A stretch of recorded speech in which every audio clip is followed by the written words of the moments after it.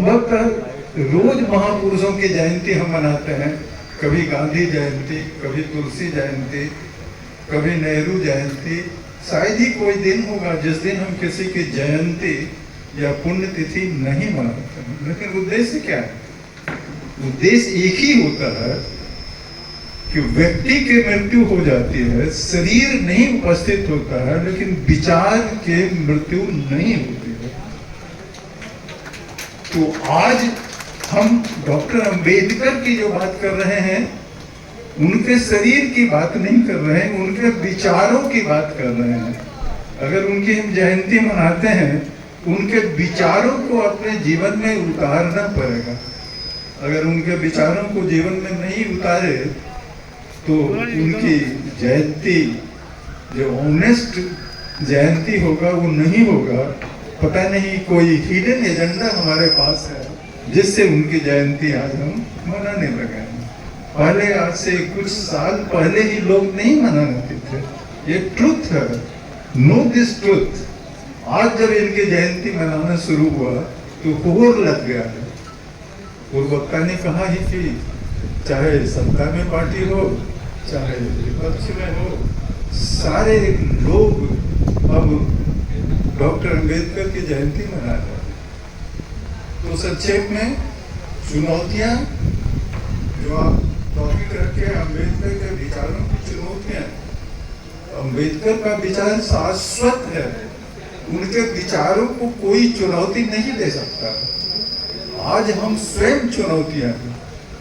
अगर आप इतिहास पढ़े हैं तो अंबेडकर जी जिस काल में पैदा हुए थे, जिस परिवार में पैदा हुए थे, क्या स्थिति थी उनकी।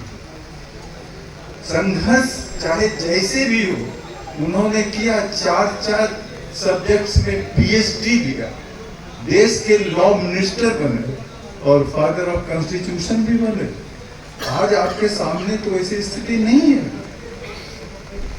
जब डॉक्टर अंबेडकर वैसी स्थिति में इतनी ऊंचाई पर आए तो आज आपके सामने तो नहीं है कोई ऐसी स्थिति। आज मेरी कॉन्स्टिट्यूएंट असेंबली में उसमें सबसे इम्पोर्टेंट पॉइंट यह था कि जीवन के 3 आवश्यकता इम्पोर्टेंट है सोशल डेमोक्रेसी के लिए: लिबर्टी, इक्वालिटी एंड फ्रेटर्निटी। यानी अभिव्यक्ति की स्वतंत्रता, व्यक्ति में समानता, चाहे ब्राह्मण कुल में पैदा हुआ हो या शूद्र कुल में, सभी समाज की दृष्टि से बराबर हैं। सामाजिक समता।